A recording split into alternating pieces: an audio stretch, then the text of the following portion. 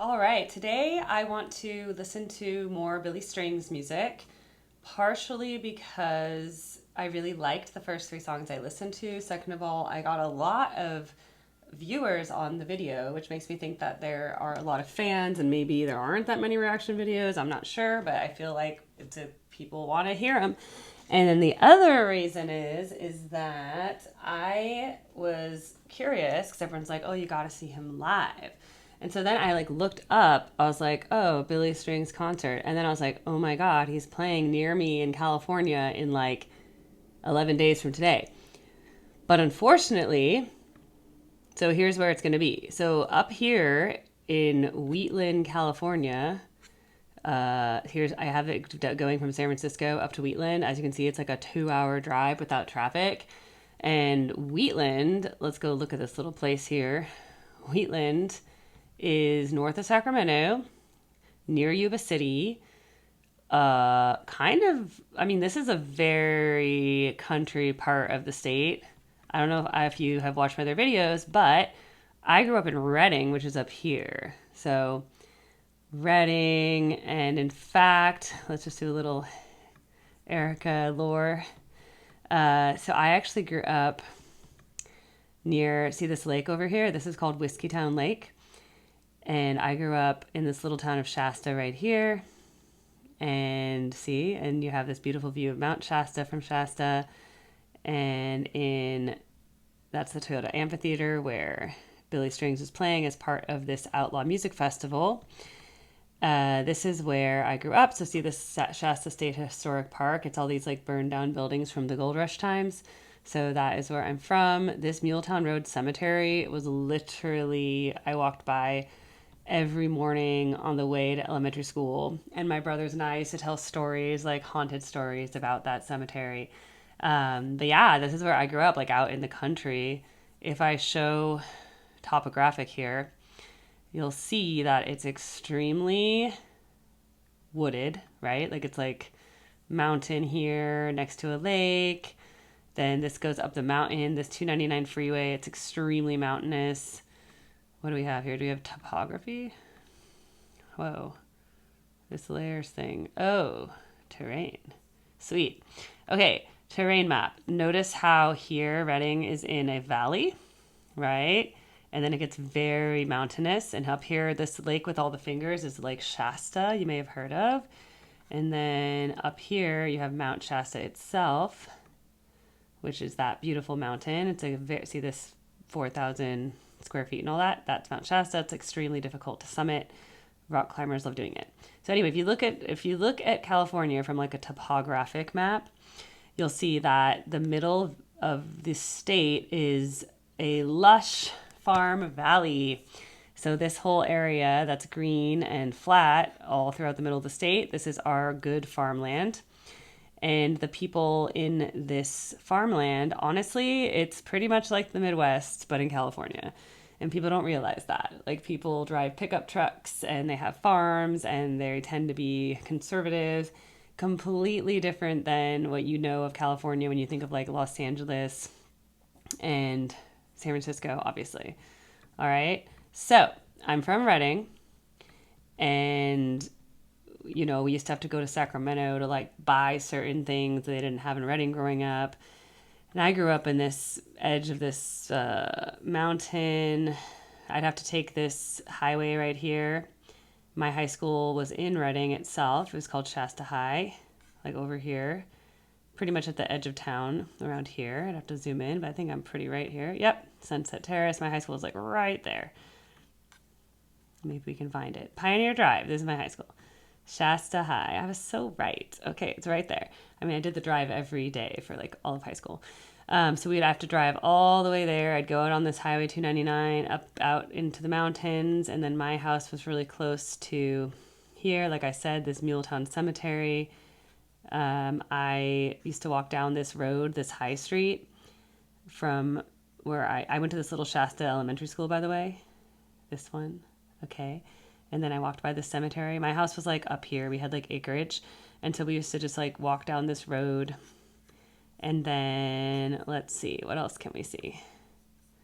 Sorry, I'm just like getting carried away. This is the little market I told you guys about called Jay's Market, where it was like a gas station. You could buy like bait for the lake. You know, you have to buy like your little crawlers, earth crawler, whatever they're called, those little worms that you fish with. And then there was a post office.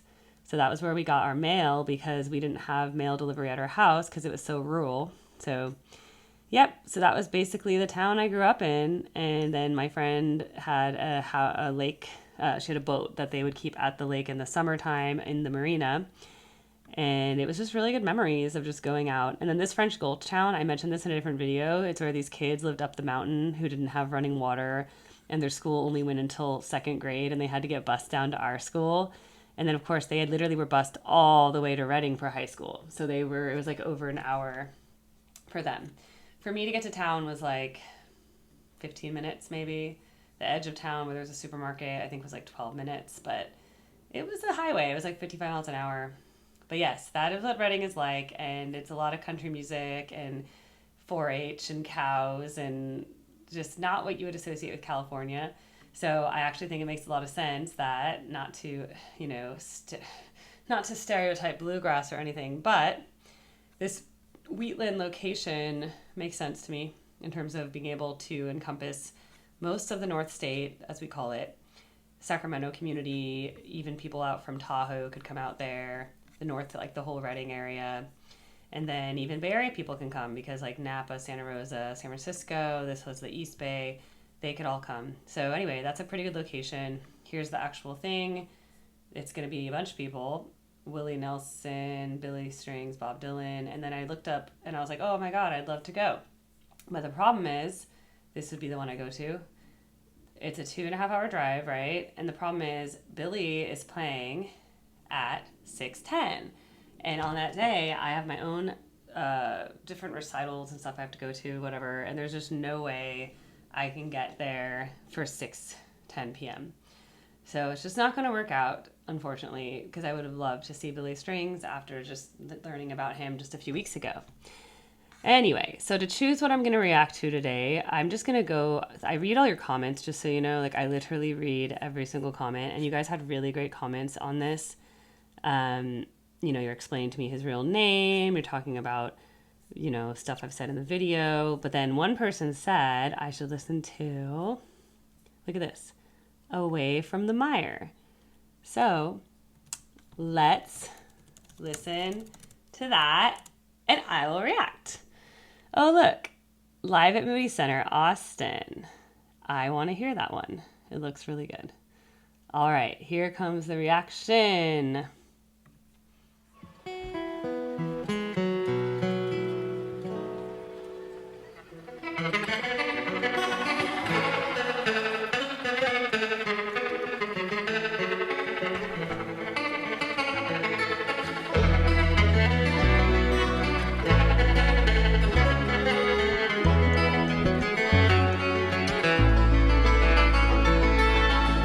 Remember the time we were both on high, and we both knew the reasons why. Seemed like we'd face the world on our own.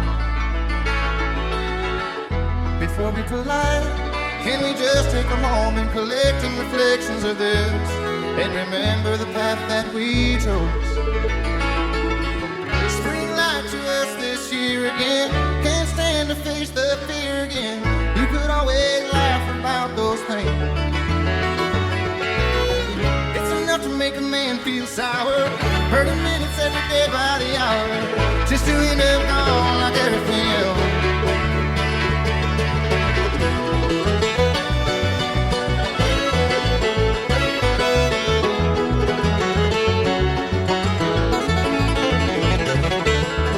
Let go of the pain and hold on to the rhythms consciously held back in you, drowning the sorrow that's long been at rest. The past is a hell, it can creep up inside you, so let me remind you of this. It's the reason your troubles exist. Spring light to us again this year. Still I can't stand to face the fear. You could always laugh about those things. It's enough to make a man stay humble. Every day is just a new chance to stumble, just to end up gone like everything.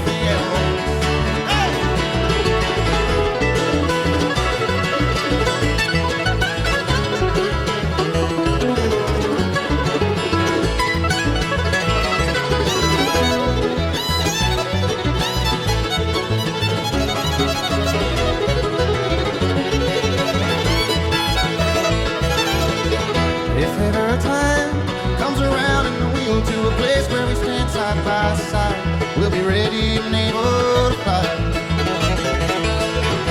Away from the mind and the senseless decisions of somebody's wasted desire. Through the smoke and the wind and the fire. Spring light to us this year again. Can't stand to face the fear again. You could always laugh about those things. It's enough to make a man feel sour. Burning minutes every day by the hour. Just to end up gone like everything else.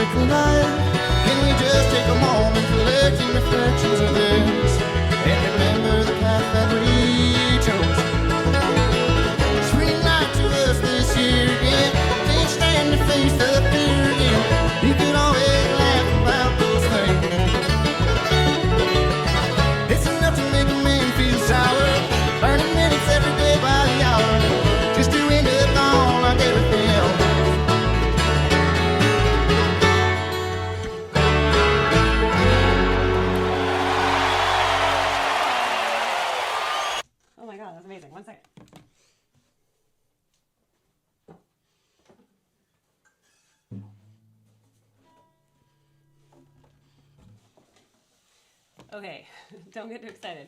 I'm not going to play guitar. But I wanted to show you what I thought was really cool. Okay, first of all, he is capoed on capo 3. Okay, so this whole song, capo 3. So hold on, I need to move stuff off the screen so you guys can see. Okay, so in general with a guitar, standard tuning for a guitar, this guitar can be really out of tune, but it's supposed to be E. That's how I tune him. And for those of you who don't know how guitars work, let me put this underneath the guitar so you guys can see.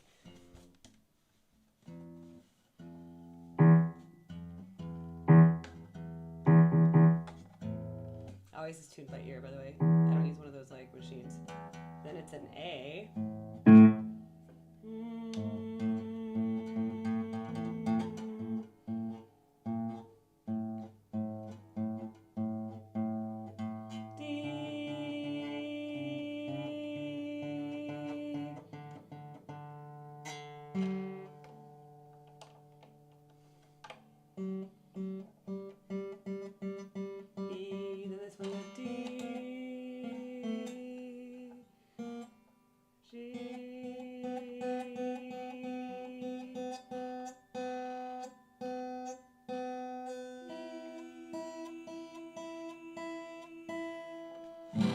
Okay, so that's how the strings are supposed to be. Now, this guitar, very old and dusty, inexpensive. His guitar, very nice. Also kind of on the smaller side, I feel like. Okay, so first of all, when you're capoed, that means instead of the open string being E, you're on, that's F, that's F sharp, that's G. So then everything is going to be played now in this. So if I'm holding down this 3rd fret, now the guitar is transposed up by 3. Now that's assuming he's in standard tuning. Sometimes they do like a drop D. It's where they put the 1st string on D. Now my favorite parts of the jam was when he was playing really high up on the guitar. Like see how close he is to here?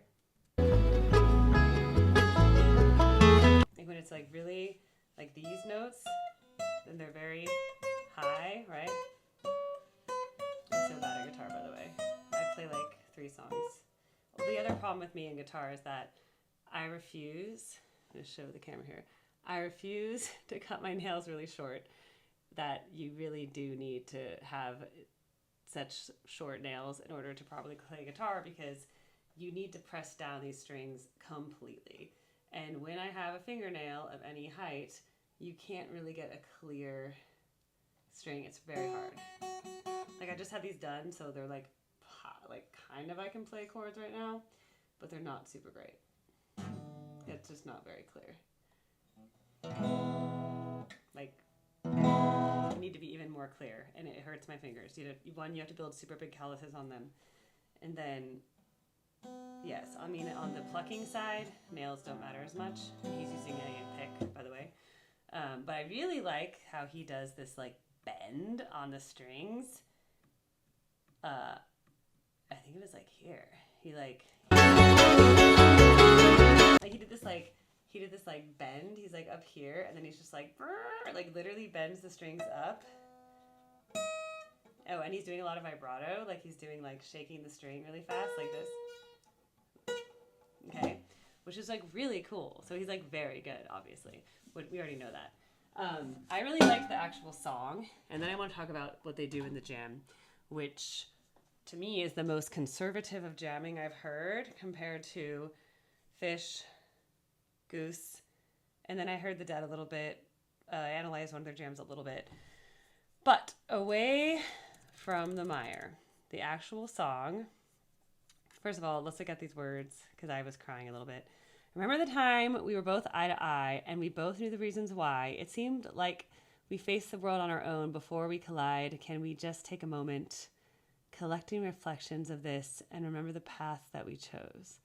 Spring lied to us this year again. I can't stand to face the fear again, but you could always laugh about those things. It's enough to make a man feel sour, burning minutes every day by the hour just to end up gone like everything else. Let go of the pain and hold on to the rhythm. It's consciously held back in you. You're drowning a sorrow that's long been at rest. The past is a hell. It can creep up inside you. So let me remind you of this. It's the reason your troubles exist. Yes, this was a very beautiful song. Away from the mire. All right. So they have here actual tab. So that is how the guitar would do it. Now look, capo, 2nd fret.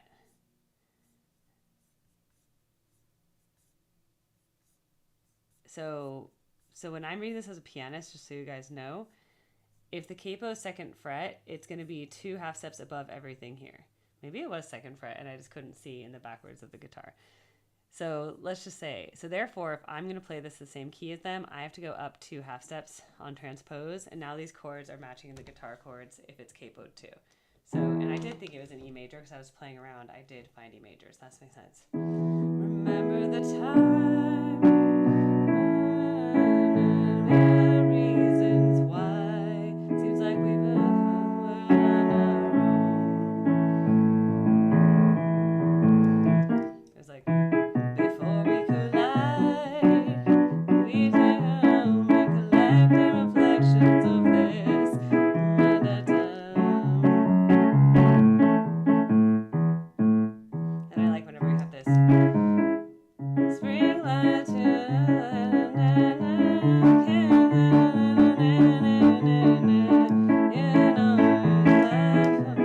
these things. It's enough to make a man feel sour, burning minutes every day by the hour, just to end up gone everything.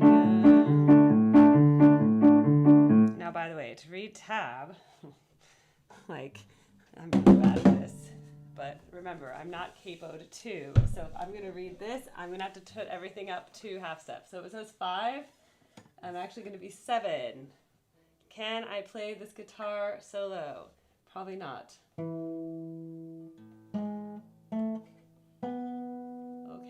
and then we need 7 here. And then we need 9 here. Not doing too badly here. 6, 6, then I need 5, 5, 5. Wait, I'm still in string 4.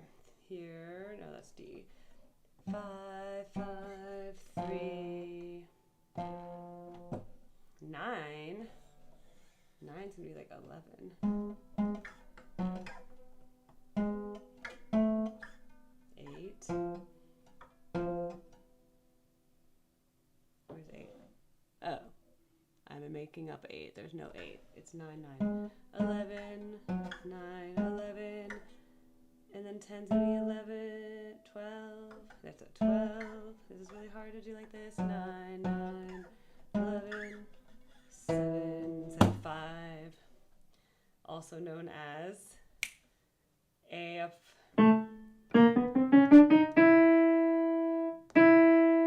Yes, so then there's the little solo in there. And I get why they capo it, because to play this with E major. The past is a hell. B minor is like this. No, B minor is, I don't know. Again, I'm not a guitarist. I took lessons for like 6 months. I know most of the main chords, but I'm much better on piano. It's like much easier for me. So, E major. By the way, B minor is not in E major. It would be a B major like that. That's why it sounds so good. Let go of the pain. It's not the chord at A, it's an S, C sharp minors in the chord. Da, da, da, da. I also like that F sharp minor in there. It's the minor 2 in the E major. And A is the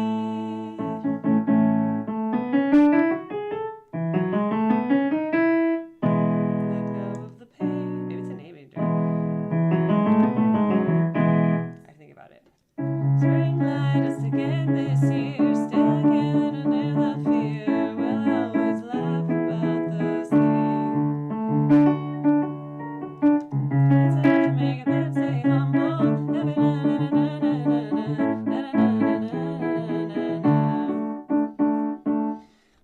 So, what was interesting about the jam? Let's go back. Spring light to us this year again. Can't stand to face the fear again. You could always laugh about those things. It's enough to make a man feel sour. Burning minutes every day by the hour. Just doing it all like everything else.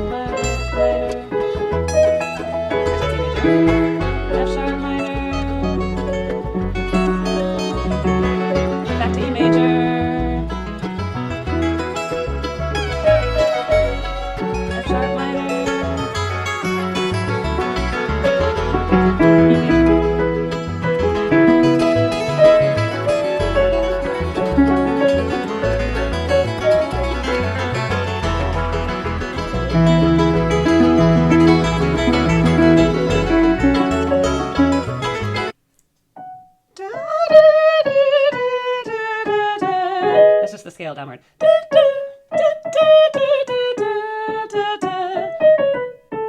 E major downward.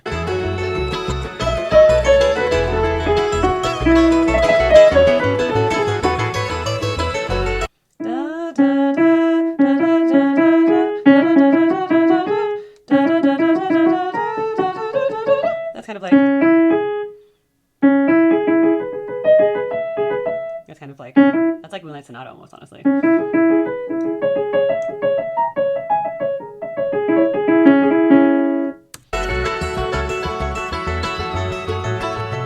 Barrel high notes. Again, the E, D sharp, C sharp.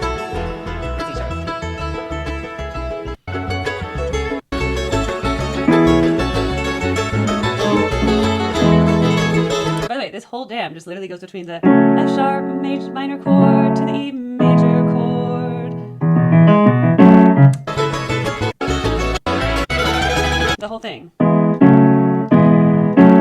Back and forth.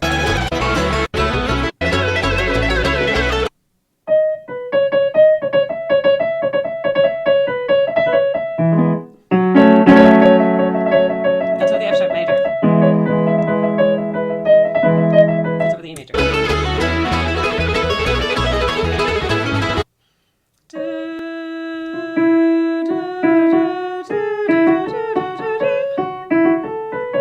That's like the pentatonic scale starting on E. So it's like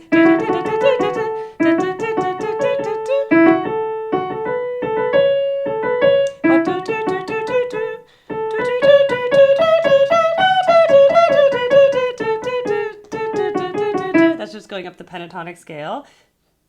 I'll have to explain it to you, but E, F sharp, A, F sharp, A, B, F sharp, B, A, B, C sharp, B. I muted.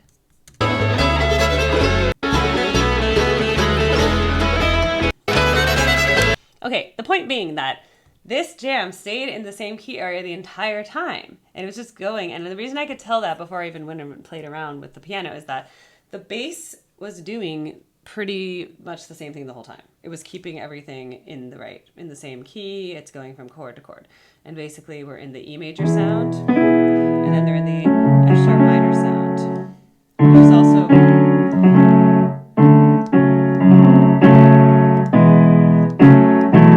going back and forth between those two. Okay, so it was very, very, very, very in the key. When I listened to some Fish ones, they were like going all over the place into like many different keys, and it was going all over the place. The Goose one I just heard was more similar to this, but I'd say a little more than 2 chords. It was going between more than 2 chords. This is literally 2 chords for like 10 minutes, which is cool. It's like really, it actually is very calming in a way, because you just keep going back and it resolves itself, right? This has a little tension. This feels relaxed, right? This has a little tension. This feels relaxed. relaxed. And then you just go back and forth for a long time. It works.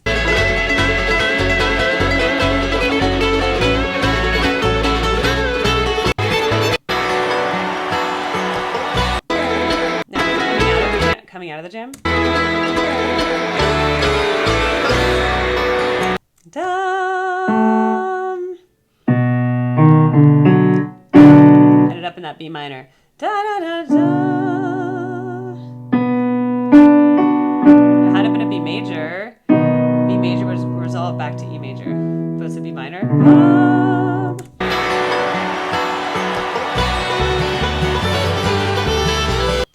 Dum, da, da, da, da, da, da, da, da, back to the E major. Now we're back to. Now we're back to. Da, da, da, da, da,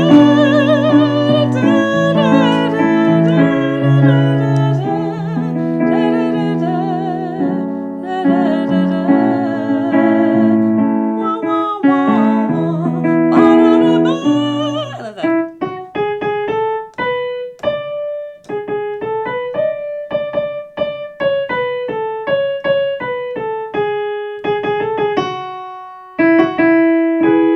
More reason to believe it's in E major. But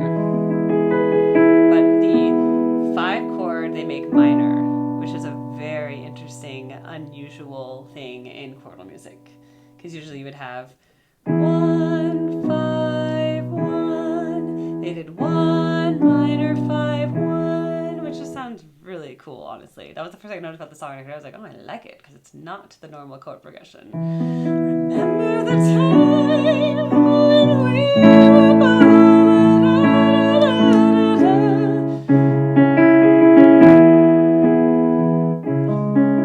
Spring lied to us this year again. I can't remember then, I fear again. You could always laugh about those things. I like that. It's enough to make a man feel sour, burning minutes every day by the hour, just to end up gone like everything else.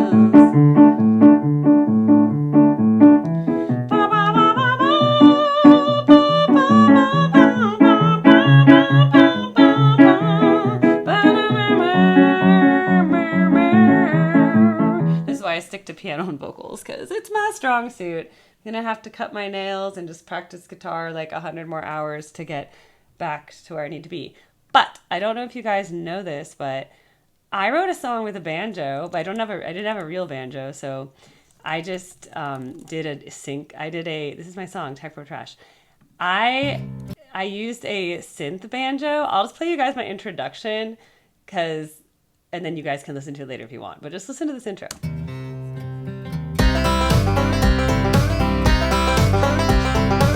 I always attended the symphony ball. You're more comfortable in a country hall. A snobby socialite you try to portray. See, I used steel guitars and banjo. I'm just saying, I may have not known bluegrass, but I did always appreciate the banjo. So anyway, that is my reaction. I think this is a beautiful song. I think, again, the musicianship is phenomenal. All of these people. I love the combination of Billy on guitar. We have the upright bass. We have the violin in this. We had the banjo. And then we have the mandolin. Honestly, you can't get any better than this. And he's just so into it when he's doing his beautiful guitar playing that sounds like singing. Honestly, it's so stunning. And he's very passionate, you see in this song, and he's really, really feels it. And it means something to him. And that's, to me, so important that when people are performing something, it has to be an urgency to it. Why would you write or perform or sing anything unless there's an absolute urgency? Because again, why do we even make music? Music is made to express the emotions and feelings that we cannot say with words alone. Okay? So whenever there's something that has to be put in a song, it had to be put in a song because the feelings are bursting out of us and there's no way to just say it in words. And the only thing that can possibly do it justice towards the actual emotion you're feeling is through putting it through song. And this is an example of that, my friends. So if there's some way I can get to Wheatland, California in 11 days from now, to get there by 6 p.m., I guess I'd have to take a private plane, you know, like have a friend fly me, because I just can't risk the 3-hour drive with my obligations that day. I'm just not going to make it. And like, no shade to Bob Dylan, but like, I could rather see Billy Strings. I mean, Bob Dylan's great and all, but like, this speaks to me. And, you know, Bob Dylan's a little older now, you know, like, he's all good. I like him, but Billy Strings, this is where it's at, okay? That improvisational jam, which, by the way, I found very pleasing because it really stayed in the key and just went between two basic chords the whole time. I found it very easy to follow and was very, like, chill and calm, unlike when Fish goes atonal and does all this weird jazzy and, you know, it's kind of crazy. It's different, but I think there's space for all, and there's many different ways to do things. But for this song, this was a perfect jam to fit the meaning, feeling, expression, beauty of the song, the lyrics, and everything. Sorry, I do the clap back. But yeah. Anyway, thanks for the recommendation. Please send more recommendations. And by the way, this is Moody Center Austin. I might see Fish at the Moody Center Austin in June. So I was like, oh, that venue looks really good. I definitely should go now, you know? So if you like this video, like it, share it, subscribe, comment, tell me what I'm right or wrong about, send me messages, send me hope, let's send each other messages of hope, love, and support. But I love you all. Until next time, welcome. Thank you for tuning in to Erica Reacts to Billy Strings. And I'll see you next time.